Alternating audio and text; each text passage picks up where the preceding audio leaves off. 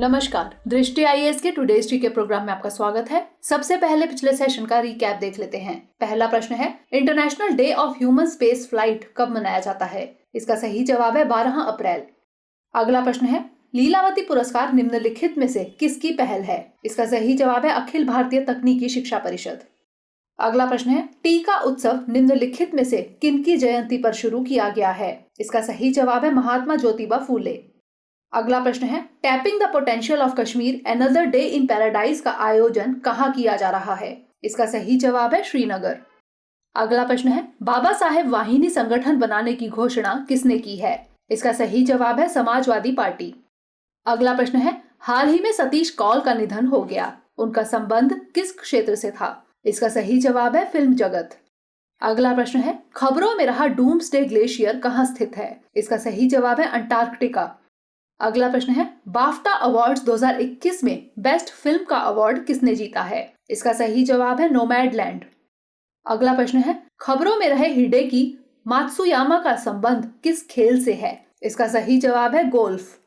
अंतिम प्रश्न है, आगामी 14 अप्रैल से शुरू होने वाले AFC चैंपियंस लीग की मेजबानी कौन कर रहा है? इसका सही जवाब है भारत।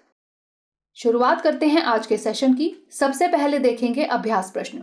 इक्वाडोर का राष्ट्रपति निम्नलिखित में से किसे चुना गया है? Andres Arauz, Guillermo Lasso, Lenin Moreno या फिर मोइन ऑर्गन? इसका सही जवाब है option B, Guillermo lasso.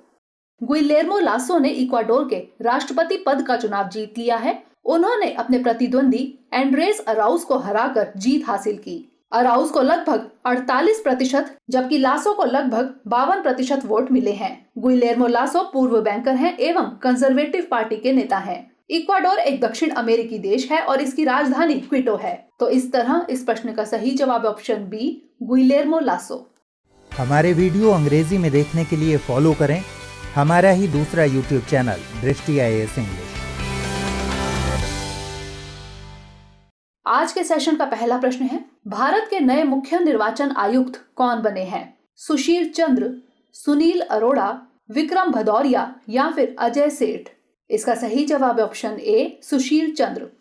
Sushil Chandra ने आज देश के नए CEC के रूप में पदभार ग्रहण किया। आपको बता दें कि इससे पहले CEC सुनील अरोड़ा थे, जिनका कार्यकाल 12 अप्रैल को समाप्त हो गया था। एक दिन पहले राष्ट्रपति रामनाथ कोविंद ने भारत के नए मुख्य निर्वाचन आयुक्त यानी CEC के रूप में सुशील चंद्र को नियुक्त किया था। इनका कार्यकाल 14 मई 2022 तक होगा। आपको बता दें कि सुशील चंद्र केंद्रीय प्रत्यक्ष कर बोर्ड के अध्यक्ष के रूप में भी कार्य कर चुके हैं। उन्हें फरवरी 2019 में भारत निर्वाचन आयोग में चुनाव आयुक्त के रूप में नियुक्त किया गया था। भारत निर्वाचन आयोग एक संवैधानिक निकाय है जो भारत में संघ और राज्य चुनाव प्रक्रियाओं का संचालन करता है। गौरतलब है कि देश के प्रथम मुख्य चुनाव आयुक्त सुकुमार सेन थे, जबकि प्रथम महिला मुख्य चुनाव आयुक्त श्रीमती VS रमा देवी थी। तो इस तरह इस प्रश्न का सही जवाब ऑप्शन ए, सुशील चंद्र।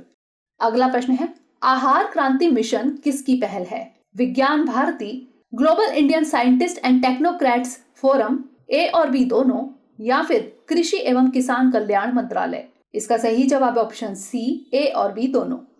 केंद्रीय मंत्री डॉक्टर हर्षवर्धन ने आज आहार क्रांति मिशन की शुरुआत की। यह विज्ञान भारती एवं global Indian scientist and technocrats forum की पहल है। इस मिशन की शुरुआत उत्तम आहार उत्तम विचार के लक्ष्य के साथ की गई है। इस मिशन का लक्ष्य पोषक संतुलित आहार के बारे में जागरूकता फैलाना है। इस क्रांति का एक और मकसद भारत और पूरे विश्व द्वारा झेली जा रही भूख और बहुत सारी बीमारियों की समस्या का समाधान निकालना है। तो इस तरह इस प्रश्न का सही जवाब ऑप्शन सी, A और B दोनों। अगला प्रश्न है, जान-विश ले ड्रियान भारत की यात्रा पर आए हैं। बताइए वह किस देश के विदेश मंत्री हैं? इटली, फ्रांस, जापान या फिर कनाडा? इसका सही जवाब ऑप्शन बी, फ्रांस। फ्रांस के विदेश मंत्री जान-विश ले ड्रियान भारत की यात्रा पर आए हैं। इस यात्रा के दौरान उन्होंने आज भारत के विदेश मंत्री S जयशंकर से मुलाकात की। वार्ता के दौरान आपसी हित के द्विपक्षीय, क्षेत्रीय एवं अंतर्राष्ट्रीय मुद्दों जैसे म्यांमार, ईरान और अफगानिस्तान में शांति आदि पर भी बातचीत हुई। वह रायसीना डायलॉग में भी भाग लेंगे। रायसीना डायलॉग जियोपॉलिटिक्स और जियो इकोनॉमिक्स पर आधारित भारत का एक प्रमुख सम्मेलन है। यह वैश्विक समुदाय के सामने सबसे चुनौतीपूर्ण मुद्दों को प्रस्तुत करने में एक प्लेटफॉर्म के रूप में काम करता है। इसका आयोजन प्रसिद्ध थिंक टैंक ORF यानी ऑब्जर्वर रिसर्च फाउंडेशन भारत के विदेश मंत्रालय के साथ मिलकर करता है। तो इस तरह इस प्रश्न का सही जवाब है ऑप्शन बी, फ्रांस।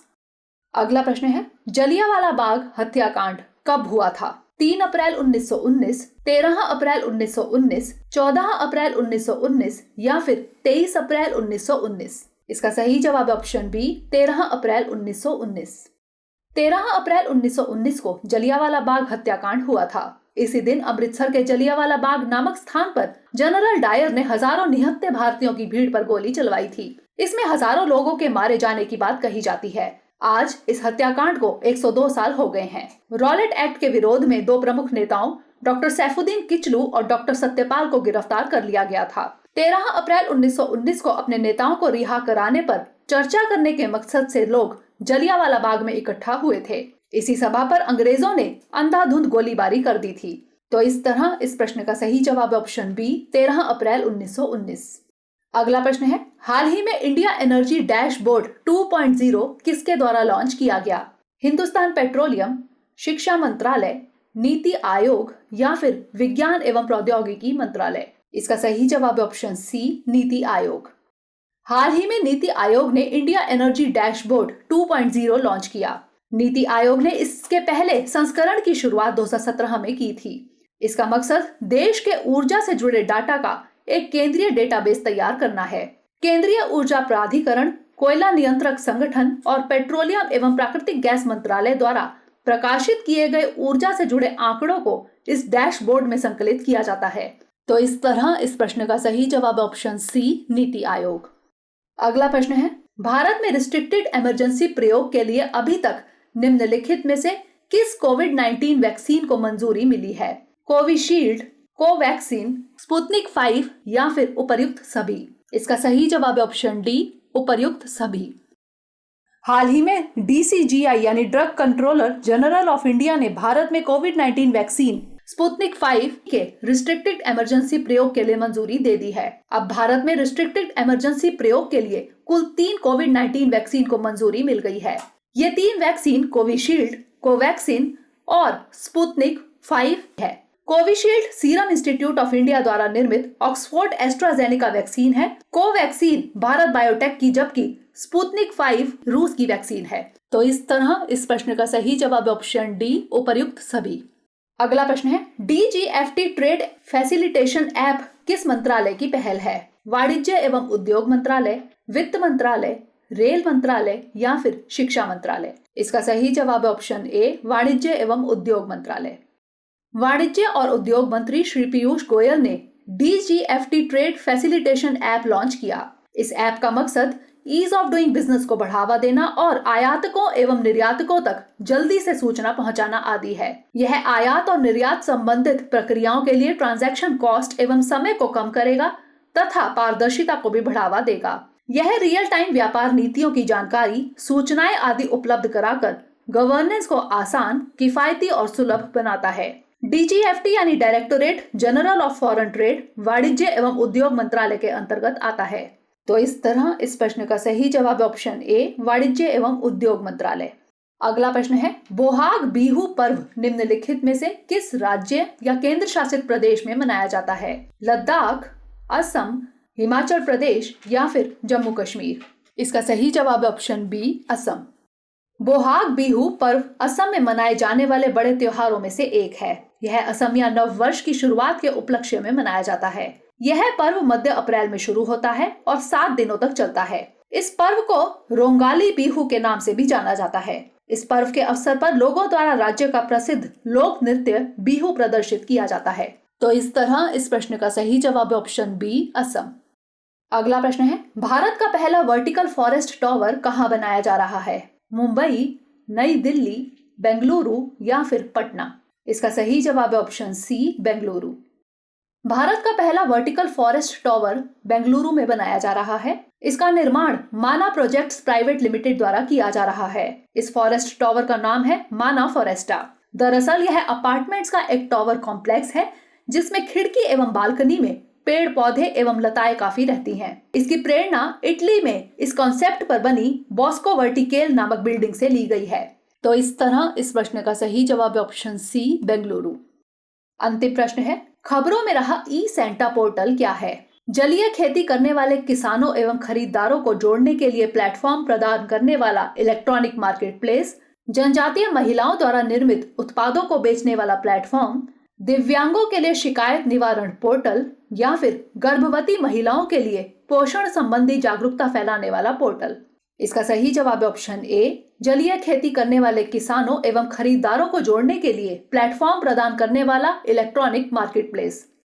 केंद्रीय मंत्री श्री पीयूष गोयल ने ई सेंटा पोर्टल लॉन्च किया। यह जलीय खेती करने वाले किसानों एवं खरीदारों को जोड़ने के लिए प्लेटफॉर्म प्रदान करने वाला एक इलेक्ट्रॉनिक मार्केट प्लेस है। इसका पूरा नाम electric solution for augmenting NACSA farmers trade in aquaculture है। इससे किसानों को अपने उत्पादों का बेहतर मूल्य मिलेगा एवं निर्यातक भी सीधे किसानों से उत्पादों की खरीद कर सकेंगे। इससे किसानों की आय में वृद्धि एवं उनके लाइफस्टाइल में सुधार आएगा। NACSA यानी national centre for sustainable aquaculture एक संगठन है जिसकी स्थापना वर्ष 2007 में जलीय खेती करने वाले किसानों के जीवन स्तर में सुधार लाने के लिए की गई थी। तो इस तरह इस प्रश्न का सही जवाब है ऑप्शन ए, जलीय खेती करने वाले किसानों एवं खरीदारों को जोड़ने के लिए प्लेटफॉर्म प्रदान करने वाला इलेक्ट्रॉनिक मार्केट प्लेस। अब बारी है आज के अभ्यास प्रश्न की। भीम जयंती कब मनाई जाती है? 13 अप्रैल, 14 अप्रैल, 15 अप्रैल या फिर 16 अप्रैल? इसका उत्तर हमें कमेंट सेक्शन में जरूर भेजिएगा। अगले सेशन में नए प्रश्नों के साथ मिलेंगे। तब तक के लिए stay safe and stay motivated.